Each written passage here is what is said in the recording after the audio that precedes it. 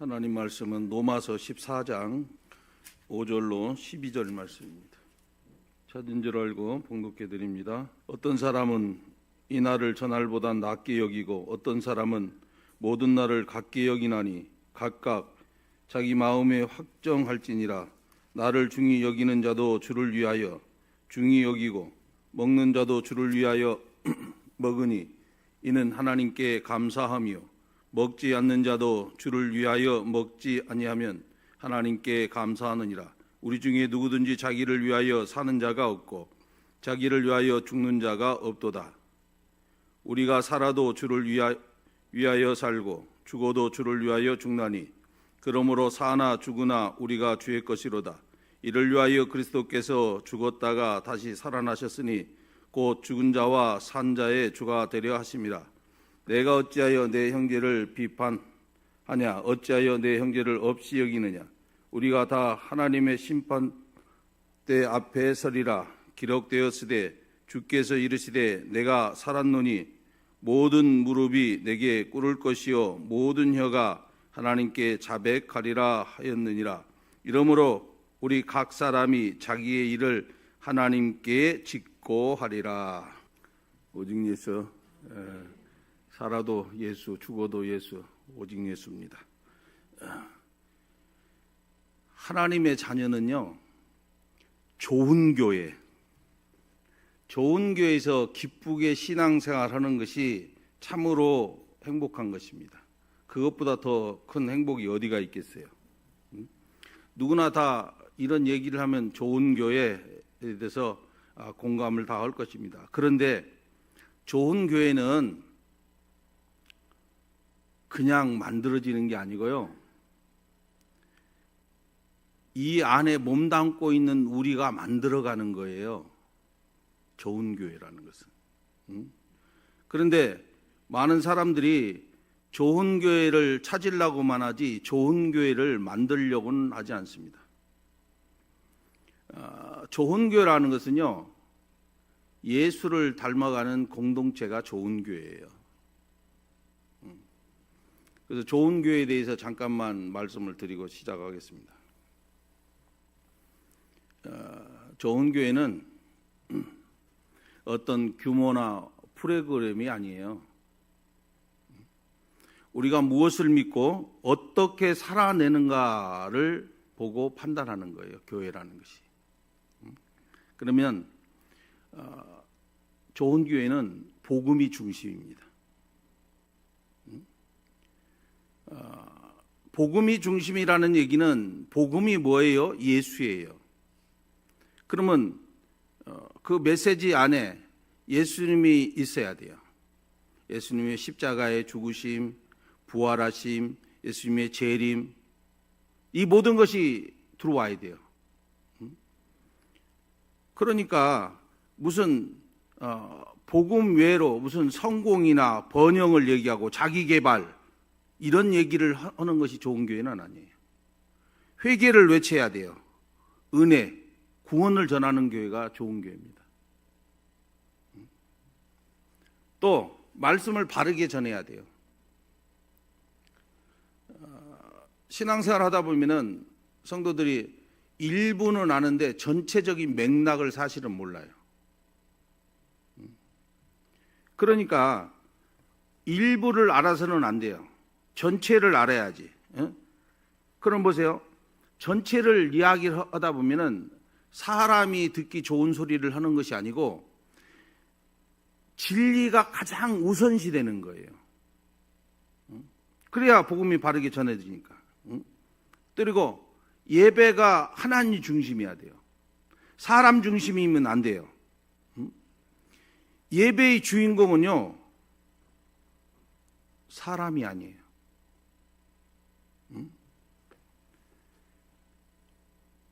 예배의 중심이 무슨 분위기다?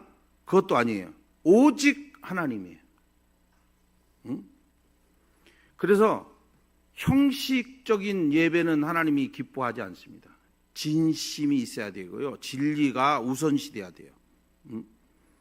그리고 오늘 우리가 이제 반드시 만들어가야 될 그 교회에 대해서 말씀을 드리려고 하는 거예요. 사랑의 공동체예요. 서로 돌보고 서로 짐을 나눠주고 연약함을 감싸주고 말로만 사랑이 공동체 아니고 진짜 사랑하는 모습이 나타나야 돼요. 그리고 좋은 교회는요, 제자가 나와야 돼요.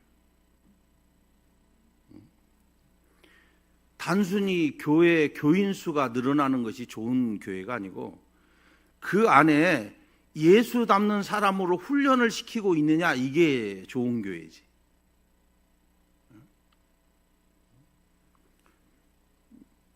교회 안에는요, 지도자가 있습니다. 목회자도 지도자고요, 장로님도 지도자예요. 그러면 목사 장로가 어린 성도들에게 신앙의 섬김의 본이 돼야 돼요. 그게 좋은 교회예요. 막 권위를 가지고 아니에요. 그거는 겸손해야 돼요. 인격적으로 해야 돼요. 그리고 좋은 교회는요, 세상에 대해서 빛과 소금의 역할을 하는 교회가 좋은 교회예요. 교회 안에만 머물러 있으면 안 돼요. 교회 안에서는 빛과 소금의 역할을 하면서 밖에 나가서 역할을 하지 못한다, 그건 안 돼요.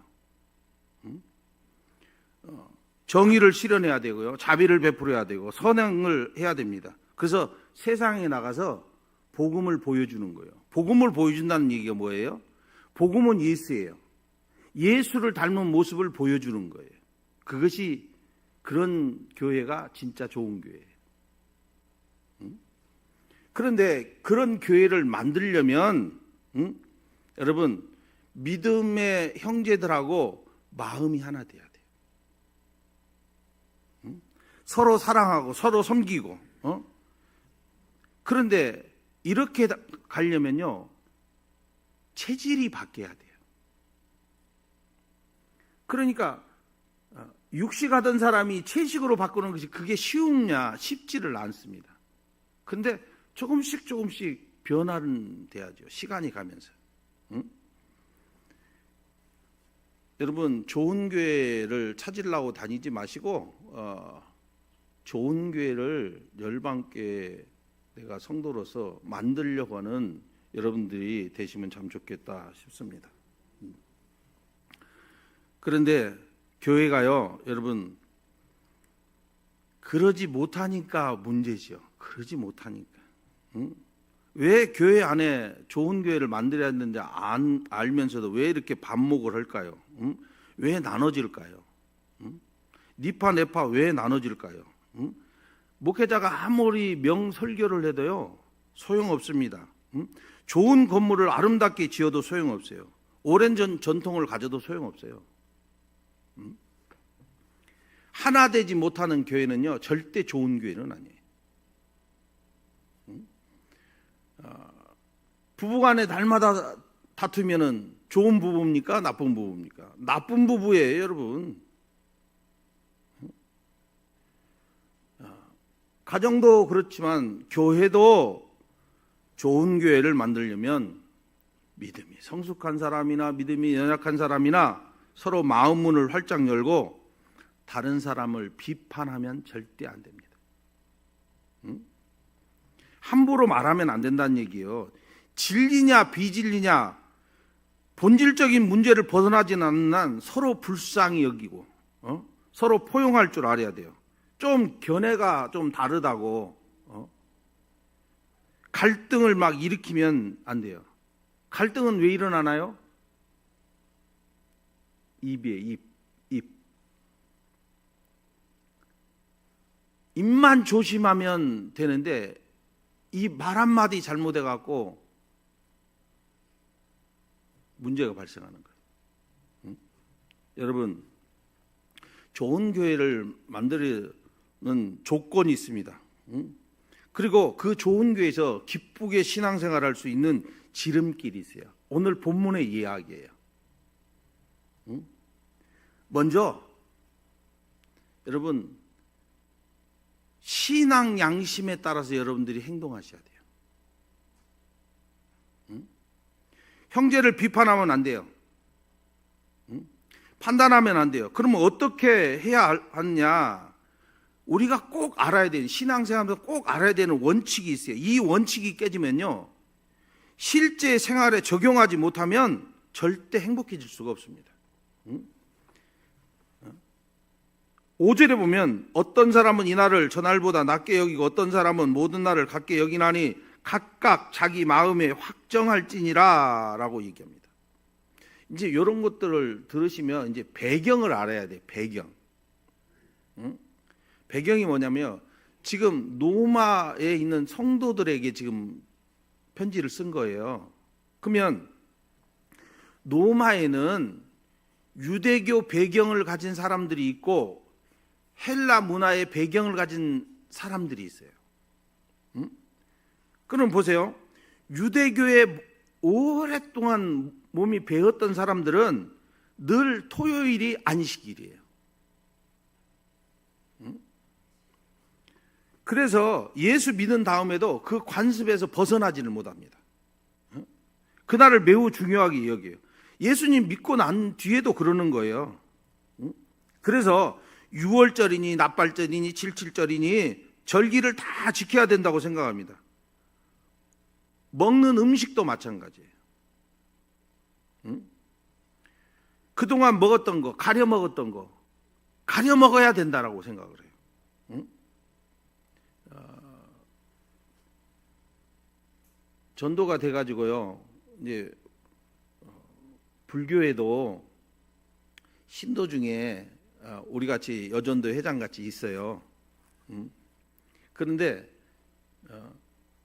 전도가 됐어요. 장수 얘기입니다. 장수 얘기. 그분이 그 절에 그 여신도들의 대장이에요. 근데 이분은 자, 예수를 지금 믿으니까 이제 벗어나도 되는데 주일날 새벽마다 목욕을 해요. 목욕을 해요. 그러고 교회를 오셔요. 그분들은 그러니까 그 안에서, 그 불교 안에서 그 몸에 배웠던 것을 그냥 그대로 가지고 오는 거예요. 나빠요? 좋아요? 나쁜 건 없지요. 깨끗이 씻고 하나님 앞에 나오는데 나쁘다고 하면 됩니까? 그런 식이란 말입니다. 불교를 믿었던 그 습성이 그대로 그 관습이 몸에 배어갖고 있어요. 유대인들도 역시 똑같아요. 그런데 이 헬라 문화권에서 있던 사람들이, 이방인들이 예수를 믿고 이제 돌아왔단 말이에요. 그런데 이런 문제에 대해서 굉장히 자유롭습니다.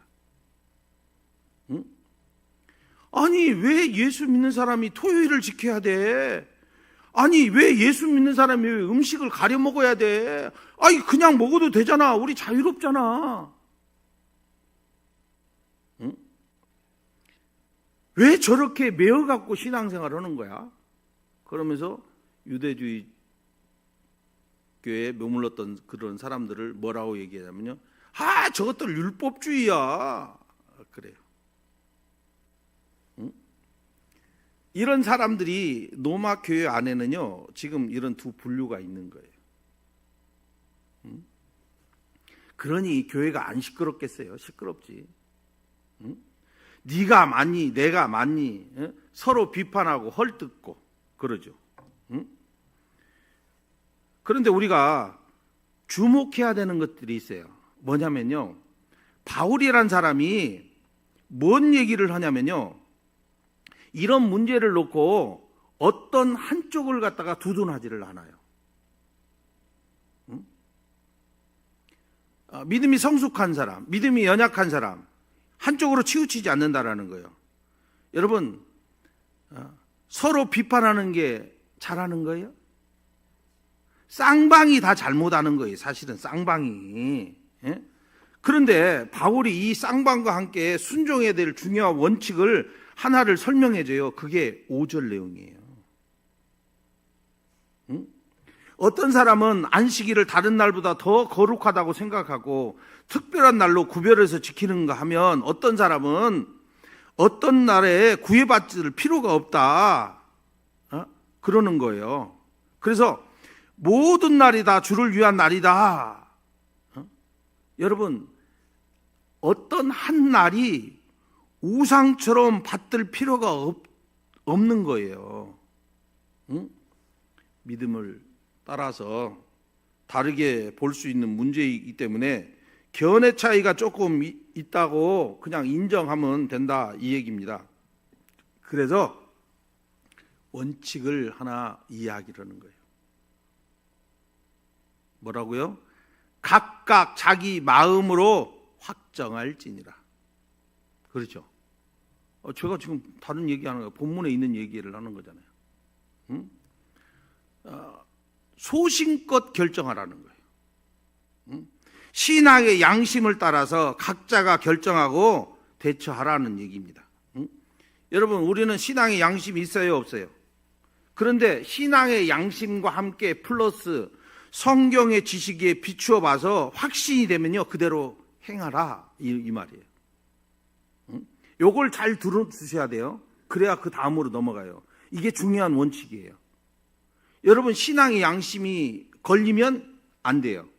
신앙의 양심이 걸리지 않았어요? 그리고 성경 지식에 비추어 봐서 요것이 이건 괜찮네 라고 하면 하셔도 된다고요.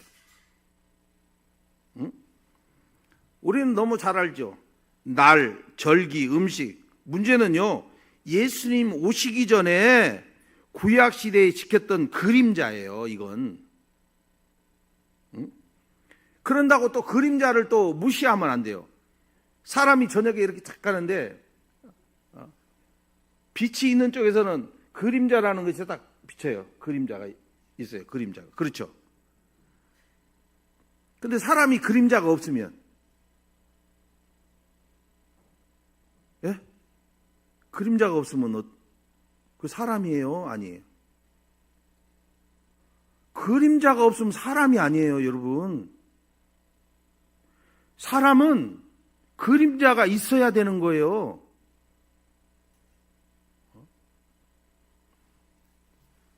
골로새서 2장 16절 17절에 그럽니다. 그러므로 먹고 마시는 것과 절기나 초하루나 안식일을 이유로 누구든지 너희를 비판하지 못하게 하라. 이것들은 장래 일의 그림자이나 몸은 그리스도의 것이니라. 자, 실체가 예수님 나타나신 자리에 그림자는 무시해버려도 된다, 이런 말은 아니라고요. 예수님은 안식일의 주인이에요. 그리고 유월절 어린 양이고, 예수님은 하늘에서 내려온 거룩한 떡입니다. 양식이죠. 예수님이 오셔서 우리의 구주가 되신 이상 예수님이 오시기 전 여러 가지 규칙 지켜도 되고요, 안 지켜도 돼요. 골로새서 2장 14절 15절은 우리를 거스리고 불리하게 하는 법조문에 쓴 증서를 지우시고 제하여 버리사 십자가에 못 박으시고 통치자들과 권세들을 무력화하여 드러내어 구경거리로 삼으시고 십자가로 그들을 이기셨느니라. 여러분, 예수님은 죽으셨을 뿐만 아니라 부활도 하셨어요. 그러면 한번 보세요. 우리가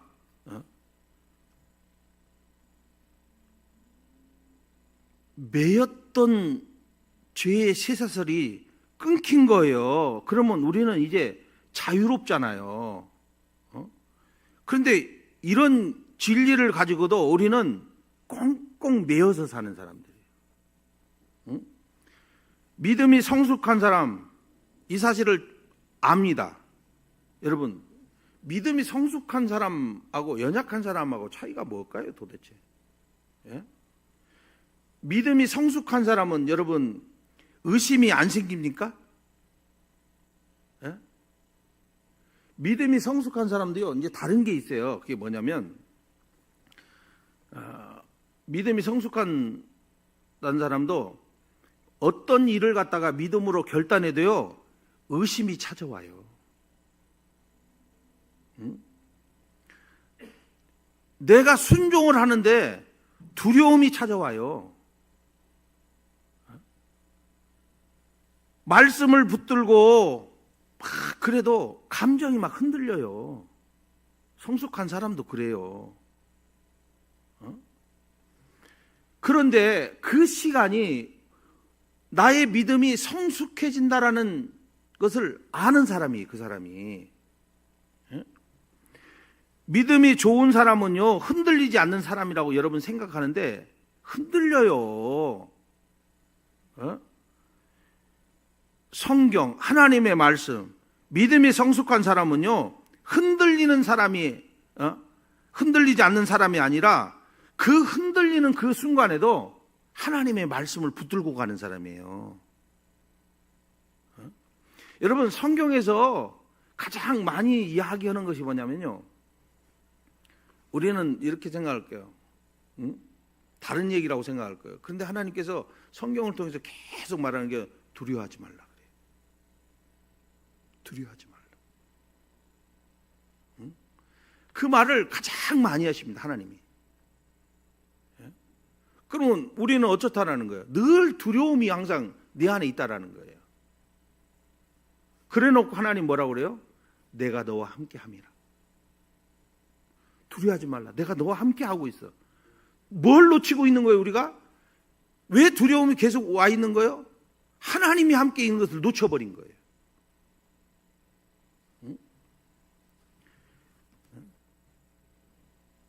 믿음이 성숙한 사람은 이걸 알기 때문에 내 마음에 두려울 때, 하나님 나와 함께 하고 있어. 이걸 딱 잡아버리는 거예요. 여러분, 자, 교회 안에 이것이 확실한 사람도 있어요. 그런데 이 노막교회 안에는요, 나를 지키고 음식을 가려 먹고 해야지만이 마음이 평안한 사람도 있다고요. 꼭 그것만 고집하는 사람도 있어요. 나는 이것을 해야 돼. 막 이런 사람들이 있어요. 그런 사람을 놓고 믿음이 연약하다고 얘기합니다. 그런데 그 사람도요, 자기의 신앙의 양심을 따라서 결정한 일이라면 우리 비판하면 안 돼요.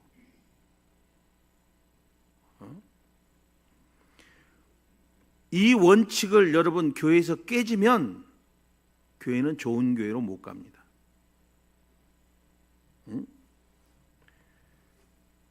다른 형제를 비판하지 않을 수 있어야 되고요.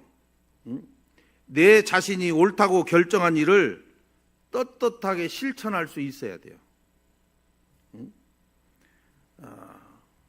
예수 믿는 사람 중에 참 별스럽게 믿는 사람도 있어요. 자신의 소신에 따라서 별스럽게 지키는 사람도 있습니다. 그런데 그 사람도 여러분 비판하는 게 아니에요. 교회 안에서는. 특별히 어떤 날을 지키는 사람이요, 안 지킨다고 왜 너는 안 지켜? 왜 주일날 됐는데 네 맘대로 살아? 그렇게 해도 안 돼요, 여러분. 각자의 마음에 확정된 대로 믿음의 양심을 따라서 확신이 선대로 하면 되는 거예요. 이렇게 들으면 내 맘대로 해도 되는구나 이렇게 또 생각할 거예요. 그런데 그러니까 앞에만 들으면요, 꼭 앞에만 듣고 뒤에는 안 듣고 자기가 듣고 싶으면 듣고 가가지고 목사님이 그렇게 했어. 유튜브로 나가니까 또 들어보세요. 내가 요 얘기만 하고 있는가, 그 다음 얘기를 하는가. 아이고, 우리 요 구독자 수가 147명으로 올라갔어요 지금. 아이고, 쭉쭉 올라가요 지금. 세상에. 응?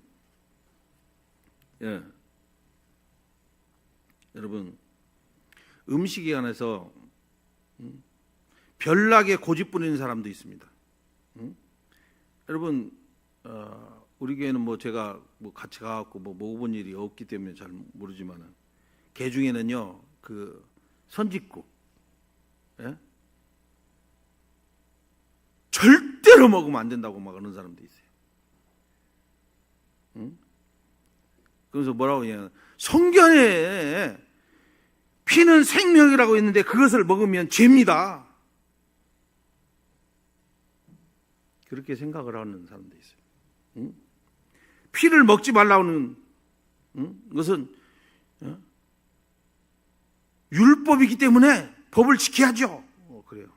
여러분, 피채 먹지 말라는 것은요, 율법이 정해지기 전에도 이미 우리 주님께서 명령하신 거예요. 그러니까 반드시 지켜야 된다, 이렇게 고집하는 사람도 있어요. 그래서 선지국을 안 먹어요. 아예 순대조차도 안 먹어요. 근데 어떤 성도는 전혀 거기에 개의치 않고 또 드시는 분도 있어요. 그러면 먹는 사람은 먹지 않는 사람, 먹지 않는 사람은 먹는 사람 비판해야 돼요?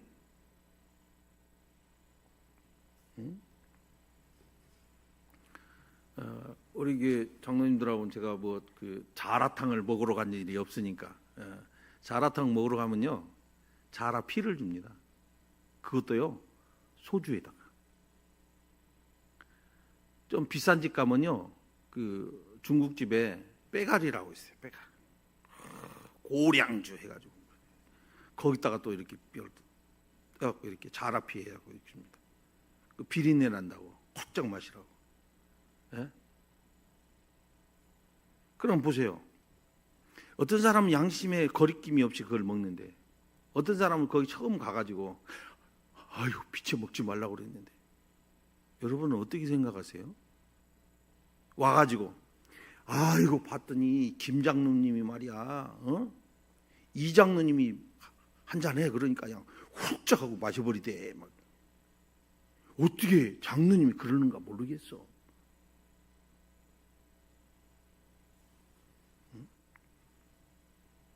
여러분, 성경이 뭐라고요? 각자가 확정된 대로 하라라고 얘기합니다.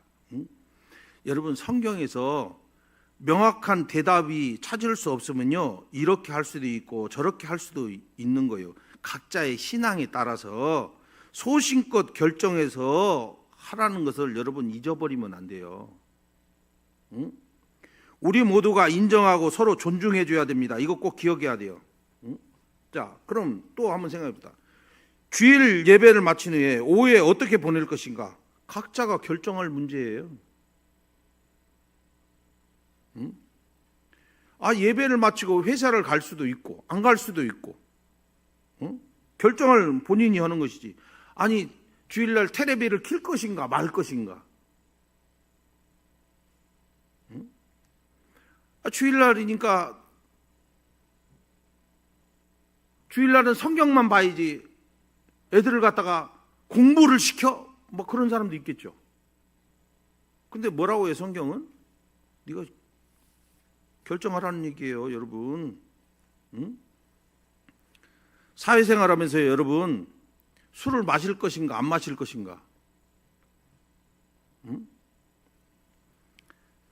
각자가 결정할 문제지, 목사가 마시세요, 마시지 마세요, 그 얘기를 해주겠습니까? 교회 안에 남자들이 없어요. 남자들이, 처녀들이 배우자를 만나는데 믿음의 사람이 없으니까 안 믿는 사람을 만나서 결혼하는 거 해야 돼요, 안 해야 돼요? 본인의 마음이 내키는 대로 해요. 이런 문제는 또 있죠. 뭐 우리 교회는 그런 일이 없으니까 그렇지만, 차를 사놓고 돼지 머리랑 갖다 놓고 절도 해야 되고, 또 막걸리도 밖에다 또 다 멋있다 찌끄려야 되고, 그 자리에 가야 돼요, 말아야 돼요? 가고 안 가고는 본인이 알아서 하는 거예요. 그런데 가서 절하는 것은 하면 안 됩니다. 그거는 정확하게 얘기해 줄 수 있어요. 믿음의 분량 따라서 소신껏 판단하는 일이지, 여러분, 다른 사람의 생각하고 내 생각하고 조금 다르다고 비판하면요, 교회는 좋은 교회가 될 수가 없어요. 자, 그러면 이제 봅시다. 제가 이렇게 얘기를 했으니까 이제 두 번째예요. 자, 우리가 여기서 이제 한 걸음 더 나가서 한번 우리가 검토를 한번 해야 되는 거예요. 본문에 있는 내용 가지고 하는 거예요. 저는 본문에서 될 수 있으면 안 떠나는 사람이니까 본문 안에서 조금 제가 해석을 해드리는 거예요. 소신껏 양심껏 하면 돼, 이것으로 만족해 버리면요 우리가 크게 잘못될 수가 있어요. 지혜로우신 하나님께서요 우리가 어떤 약점을 가지고 있는지 알아요. 그래서 조건 두 가지를 다 걸어놨습니다. 조건 두 가지를. 오늘 여기 다 끝내려면 제가 조금 오늘 시간 더 많이 갈 것 같기는 합니다만은, 그게 6절에서 12절 말씀에 나오는 말씀이에요. 첫 번째 조건이 뭐냐면요, 동기와 목적이 순수해야 돼요. 내가 마음에 확정이 됐어도 그 동기, 목적이 순수해야 된다고요. 자, 6절에서도요, 나를 중히 여기는 자는 주를 위하여, 그러죠? 이 주를 위하여가 지금 8절까지 쭉 해가지고 5번이 나와요. 5번이. 왜 이렇게 반복해서 나와요? 여러분, 내가 결정하는 것이 내 마음이 확정된 대로 내가 하는데 이것이 주를 위한 것이면 가능하다는 얘기예요. 하나님의 자녀는요 무엇을 하든지 그 동기가 주를 위해서 해야 되는 거예요. 예수님을 위해서, 궁극적인 목적이 예수님을 위해서 하는 것이 돼야 돼요. 각자의 신앙의 양심 따라서 어떤 일을 하겠다고 할 때 그 조건 하에 따라오는 것이 이것이 주를 위한 것이냐 아니냐 이거예요. 그러죠? 성경이 그렇게 나오니까 지금. 아무리 내 양심상 가책이 없다고 해도요 동기와 목적이 우리 예수님 중심보다도 자기 중심이라고 하면요 그건 문제예요. 그래서 앞만 들면 절대로 안 되고 뒤에까지 잘 들으셔야 돼요.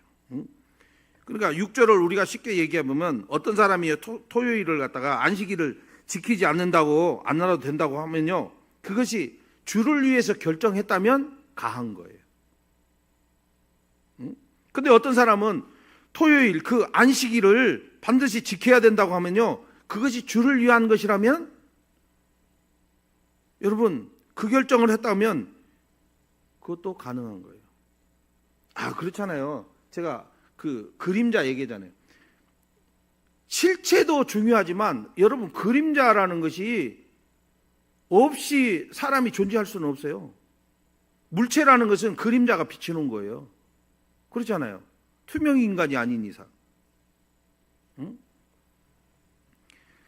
어떤 사람이 선짓국을 안 먹겠다 결정했으면요 그것이 주를 위한 것이면 되고요, 먹겠다고 그러면 그것도 여러분 주를 위한 것이면 되는 거예요.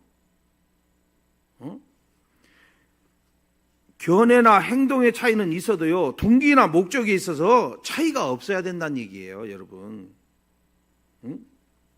우리가 뭘 가졌어요?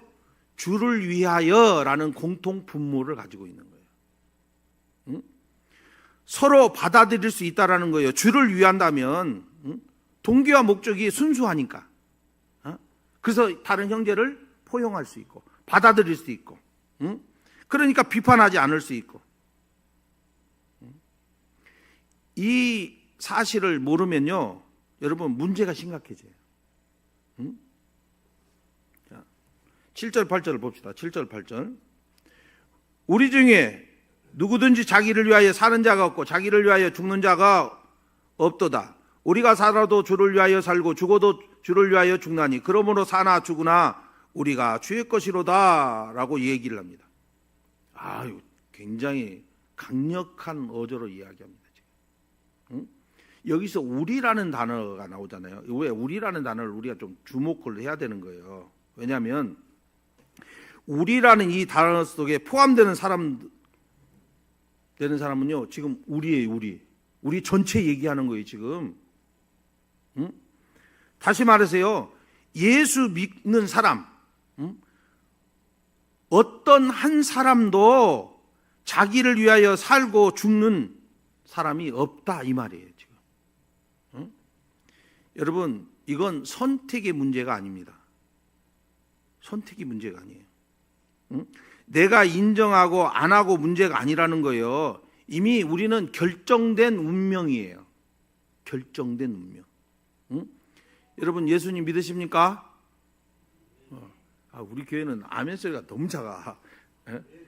4월 달에 또 여전도에 헌신 예배 하는데, 그때는 이제 그 부흥사로 다니는 목사님 오셔요.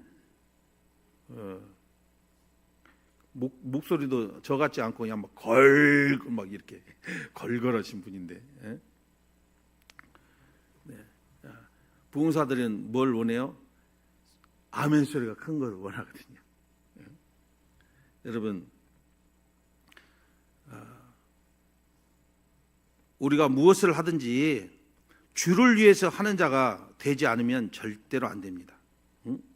우리에게 있어서 가장 중요한 문제는요, 살고 죽는 문제입니다. 우리의 최대 관심사는요, 생사 문제예요. 이것이 나를 위해서 하는 것이냐, 주를 위해서 하는 것이냐, 이거 살고 죽는 문제예요, 여러분. 우리 중에 아직도요, 성경을 잘 모르는 초신자들이 많아요, 우리 교회는.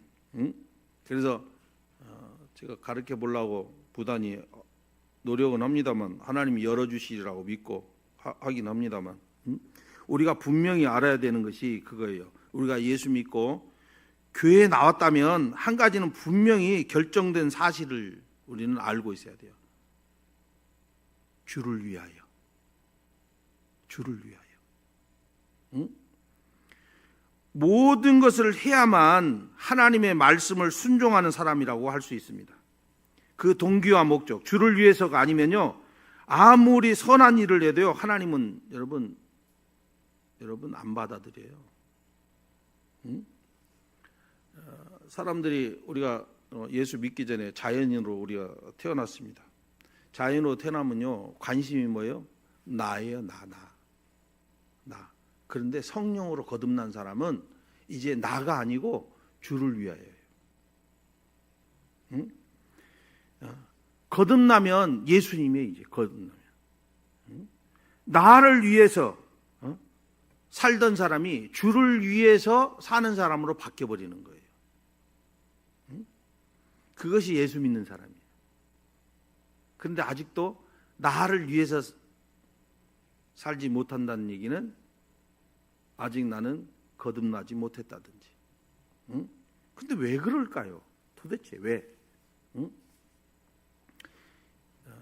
14장 9절에 보세요.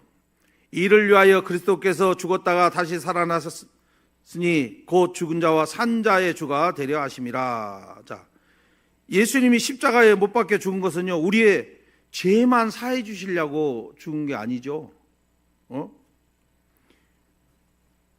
우리를 당신의 소유로 만들기 위해서 죽으신 거예요. 우리가 예수를 믿는다는 얘기는 예수님이 나를 위해서 내 죄를 다 사해 주셨어. 그리고 나는 주의 것이 돼버리는 거예요. 그러니까 내가 예수 믿는다는 것은 이제 주님 것이 된 거예요. 그럼 보세요. 우리는 나를 위해서 십자가에 죽으신 예수님을 믿습니다. 그런데 그 예수님은 나를 위해서 또 부활도 하셨어요.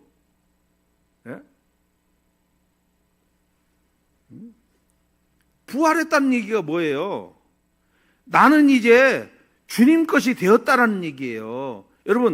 여러분들이 예수님의 부활을 믿으시면, 부활의 주님을 믿으시면 나는 부활의 주님 것이 되었다, 이런 말을 지금 한 거예요. 그 고백을 한 거예요, 여러분들이.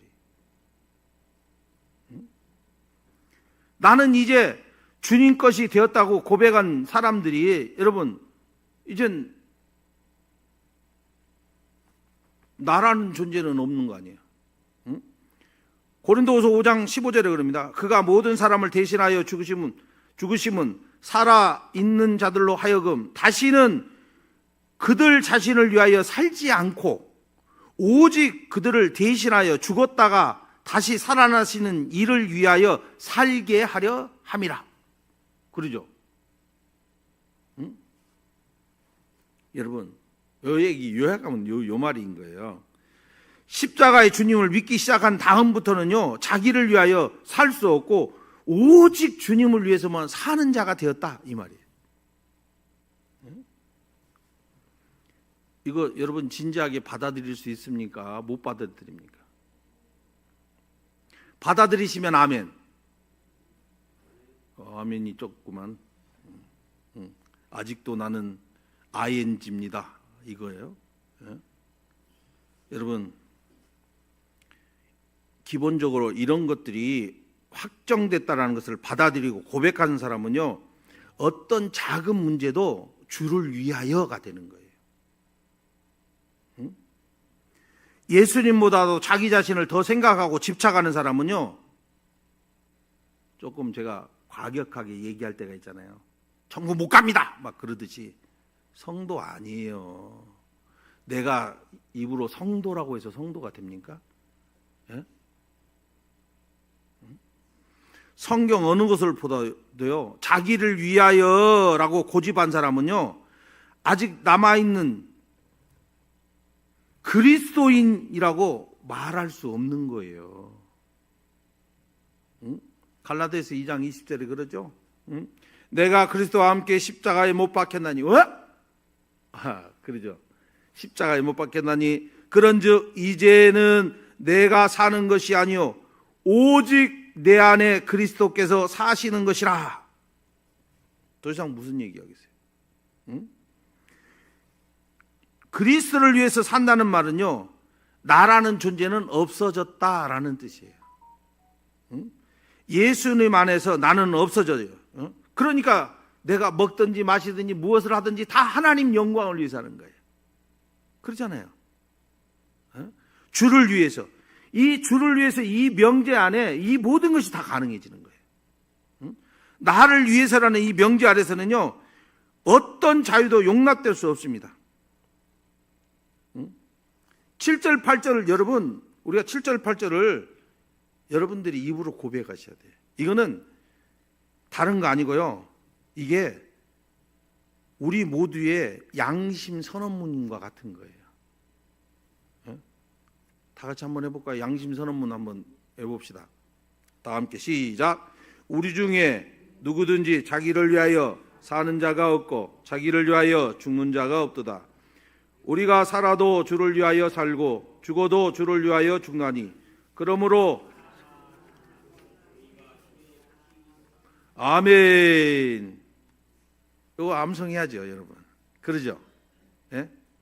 이 말씀에 우리 비춰보면 그러는 거예요. 그러니까 우리가 작은 일이나 큰 일이나 주를 위해서 순수한 동기를 가지고 행동하는 사람인지 내 자신을 자꾸 살펴볼 줄 알아야 돼요.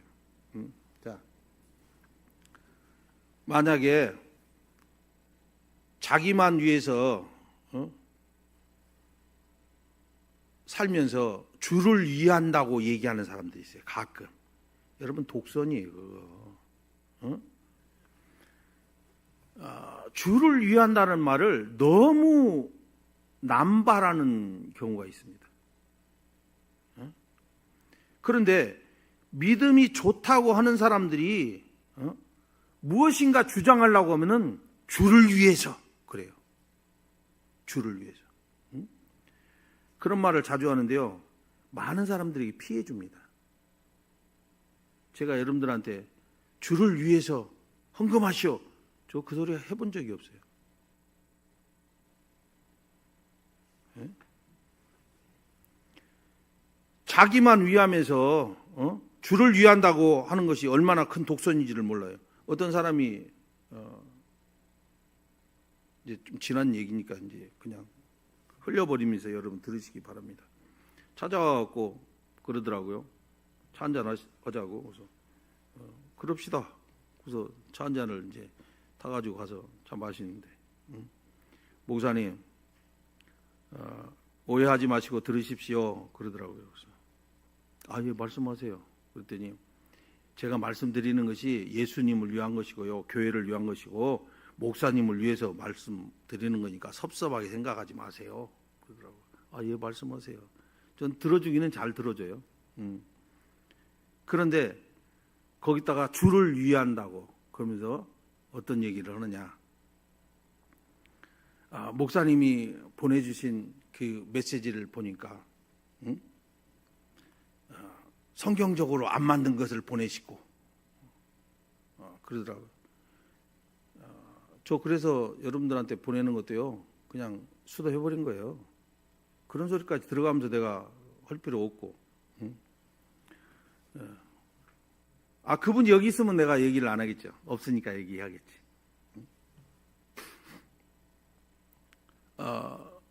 목사님 오셔갖고 이런 실수도 하시던데요. 성도들하고 얘기할 때 말 실수도 이렇게 하시더라고요. 그래요. 그런데요, 그것을 아주 치부책에 아주 잘 적어갖고 와갖고 읽어가면서 딱 얘기하는데요. 여러분, 그분이 얘기하는 게 정말 주를 위한 것일까요? 그게 교회를 위한 것일까요? 네?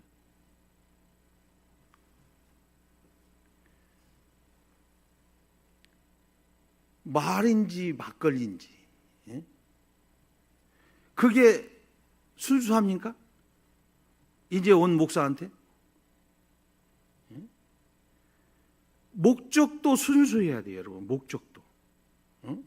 각자의 신앙 양심상 옳다고 생각하는 걸 할 수는 있어요. 그런데 이것이 주를 정말 위한 것인지 정말 여러분 점검해야 돼요. 주일 성수 얘기해봅시다. 주일 성수. 주일은요, 그 자체가 중요한 것보다도 여러분 주일이 중요해요. 여러분 주일 중요해요, 안 중요해요? 이제 이렇게 나온다니까. 다 이렇게 주일이 중요하다. 여러분 그 날 자체가 중요한 것보다 그날의 주인이신 예수님이 중요한 거예요. 예수님이. 우리가 교회에 모여갖고 예배 드리는 것은요, 나를 위해서 모이는 게 아니에요. 그렇죠? 주님을 위해서 우리가 모이는 거예요. 왜 모여요? 주님의 날이니까. 주일이 주님이 날이기 때문에 우리가 주일을 지키는 거예요. 주일을 지키는 것은요, 주님을 위해서 우리가 주일을 지키는 것이지 그 날을 지키는 건 아니지. 하나님 앞에 영광 돌리기 위해서. 그러면 그 주일을 어떻게 보낼까? 여러분 반드시 우리가 생각해야 될 문제입니다. 주일을 어떻게 보낼 것인가? 주님을 위한다는 그 명제로만 갔다면요, 주일을 지키는 양식이 똑같아요. 목사가 생각하는 그 주일하고 여러분이 생각하는 주일하고 똑같아지는 거예요. 명제가 그렇기 때문에.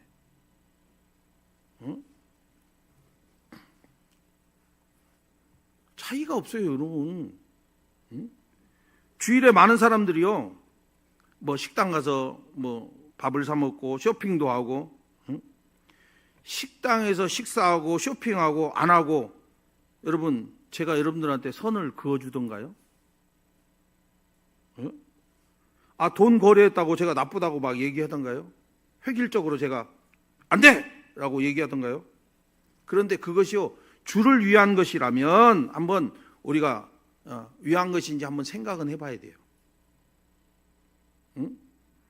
우리가 주의를 바로 지키고 있는지, 아니 지키고 있는지 측정할 수 있는 원칙이라는 것이 하나 있다라는 거예요. 그것이 주를 위한 것이냐 아니냐, 요거예요.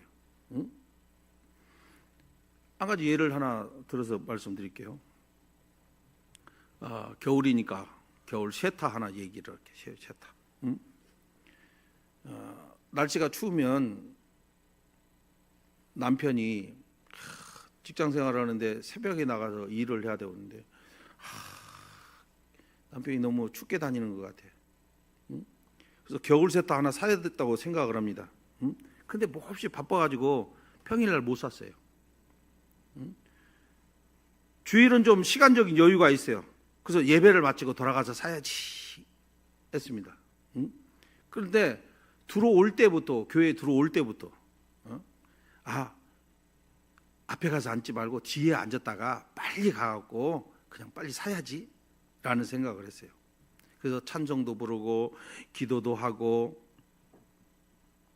근데 마음 한 귀퉁이에는요 세타를 살 생각을 가지고 있습니다. 아이고, 무슨 색깔을 살까? 아유, 남편의 색깔이 파란색이 맞을까? 빨간색이 맞을까? 노란색이 맞을까? 막 생각이 들어요. 근데 옆에를 이렇게 보니까 남자가 세타를 입고 있어. 저 색깔 입은 우리 남편에게 맞을까? 안 맞을까? 뭐 그 생각도 오고. 뭔 잡념이 다 꼈습니다. 여러분, 진지하게 예배 드렸을까요? 못 드렸을까요? 예배 못 드렸어요. 여러분, 제가 뭔 얘기하는 거예요? 쇠타를 사는 것이 죄냐 아니냐 지금 제 얘기하는 건가요, 제가? 예? 그 말 하는 게 아니에요. 그 자매가요, 주를 위해서 자기가 판단하고 행동한 것이냐 아니냐 이거 말하는 거예요. 주를 위한 것이냐 아니냐.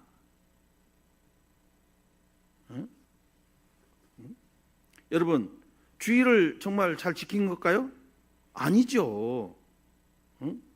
각자 양심껏 대답을 할 수 있어야 됩니다.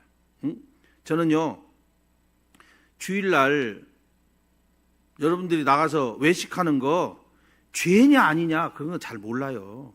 죄가 되는지 안 되는지 그거 잘 몰라요. 그런데 한 번쯤 생각해 볼 필요가 있다라는 거예요. 제가 주일날 강사들 오면 우리 교회에서 이렇게 하는데 좀 불편할 수도 있죠. 그냥 나가서 그냥 식당 가서 그냥 몇천 원 그냥 사주고 먹으면 끝나지. 아이고 뭐 해가지고 막 그냥 다 모여갖고 또 같이 밥 먹어야 되고 피곤할 수도 있죠. 그런데 그것보다 우리가 함께 한다라는 것이 저는 더 좋은 거예요. 함께 한다라는 것이. 어떻게든지 그래도 같이 밥이라도 한 술 뜨는 것이 난 더 좋다 이렇게 생각하는 사람이에요. 여러분, 주일날 우리가 식당 가서 밥 사 먹을 수 있고요, 카페 가서 여러분 사 먹을 수 있고 이야기 나눌 수 있고 그래요. 그런데 그렇게 그냥 하다 보면은 주일이라는 개념이요 다 사라져 버려요. 주를 위한다는 것이 정말 아름다운 것인데, 여러분, 죄냐 아니냐 이거 따지고 싶지는 않습니다. 이거 가지고. 그런데 우리는요, 주를 위해서 하는 것이 순수한 동기, 그 목적 앞에 우리 행동을 한번 점검을 한번 해볼 필요는 있다 이런 생각이에요. 이제 두 번째 조건을 봅시다. 자, 우리는요, 주를 위하여 하든지 안 하든지 모든 것을요 책임져야 돼요. 판단은요 오직 하나님이 하시는 거예요. 10절로 12절 말씀입니다. 제가 본문은 읽지 않겠습니다. 굉장히 두려운 말씀입니다. 이 말씀이. 간혹 사람끼리 과연 주님을 위한 것인지 구별하기가 어려울 때도 많기 때문에 그래요. 사사건건 따질 필요도 사실은 없어요. 왜요? 하나님이 심판 앞에, 우리는 심판대 앞에 가면요 자연히 다 드러나 버려요. 정말 우리가 주를 위해서 한 것인지 아닌지 심판대 앞에 서니까 그때는 다 나오는 거예요. 성경에 뭐라고 그래요? 우리 입으로 직고해버립니다. 내가 주님을 위해서 이거 했어요 이렇게 이야기할 수도 있고요, 어떤 사람은 양심이 찔리기 때문에 못하는 경우도 생기잖아요. 그 얘기 지금 심판대 앞에 서서 자기가 한 일에 대해서 직고한다는 사실을 아는 사람은요 거짓으로 주를 위해서 내가 했습니다 이렇게 말할 수 없잖아요. 그런데 어떤 사람은 심판대 앞에 서서 주여 나는 주를 위하여 주일을 이렇게 지켰고 주를 위하여 이렇게 이런 것을 했습니다. 그러면 뭐라고 그러세요? 착하고 충성된 종아 그러겠죠. 그런데 정말 주를 위해서 산 사람은 그러지만 그렇지 않은 사람은 뭐라고 그러겠어요? 악하고 게으른 종아. 주님께 여러분 평소에 그러는 거예요. 평소에 우리가 주님을 위해서 한다라는 것이 여러분 주님 앞에 가면 그때 다 판명돼 버려요. 지금은 우리가 서로 몰라요. 근데 심판대 앞에 담대하게 설 수 있는 사람이 얼마나 있느냐라는 것이죠. 그러니까 우리가 심판대 앞에 다른 형제의 일을 가지고 나가는 것도 아니잖아요. 심판대 앞에서요, 우리 자신의 일을 묻지 다른 형제, 야, 너는 김종석 장로를 어떻게 생각하냐? 그렇게 안 물어봐요. 절대 안 물어봐요. 여러분, 우리는 우리의 것을 가지고 하나님 앞에 직구하는 거예요. 그래서 주님이 판단하시는 것이니까 우리가 우리 형제를 좋은 교회를 만들기 위해서 서로 비판하면 안 돼요. 결론을 맺읍시다. 성경에서 직접 답을 얻을 수 없는 모호한 문제에 대해서요, 우리 각자의 신앙의 양심대로 신앙적으로 결정할 수 있는 자유는 있습니다. 그런데 이것을 우리가 존중해주고 다른 형제들의 말을 존중해주고 인격적으로 존중해주면 좋죠. 그래서 함부로 비판하고 판단하면 절대 안 됩니다. 그리고 반드시 여러분들이 하는 것들이 동기와 목적이 주를 위해서 하고 있는지 안 하고 있는지 여기서 벗어나면 절대 안 돼요. 동기와 목적이 사람 보기에는, 겉보기에는 여러분 판단할 수 없는 경우가 굉장히 많아요. 마지막 때 주님이 판단하실 것입니다. 그러니까 옳은 동기에서 하시면 좋죠. 그래서 작은 문제를 어떻게 해야 좋을지 생각할 때마다 이것이 주를 위한 것인지 이걸 반드시 앞세우셔야 돼요. 그래서 예수님이 기뻐하시는 것이라면요, 여러분 확신이 선다 그러면 힘들어도 실천하시고, 많은 사람들이 힘들어도 피하는 일이라고 할지라도 여러분 주님이 기뻐하신다면 반드시 그 일을 해야 되는 거예요. 우리는 여러분 오늘 마무리 짓는 얘기가 뭐냐면요, 우리는 주님의 심판대 앞에 선다라는 사실을 꼭 기억하십시오. 그러면 우리가 주일 성수의 문제니 뭐 술의 문제니 담배 문제니 뭐 식당 가서 외식을 하는 문제니 여행하는 문제니 이런 거요, 세상 살면서 판단하기 어려워요. 다 은혜롭게 풀어갈 수 있는 거예요. 책임은 누가 짓는 거예요? 내가 짓는 거예요. 여러분 어느 쪽을 택하든지 주님 앞에 부끄러움 없는 선택을 하셔서 여러분들의 신앙에도 항상 원칙이라는 것을 정해두고 신앙생활 하시면 그래도 하나님이 기뻐하시는 모습으로 살 줄 믿습니다. 기도합니다.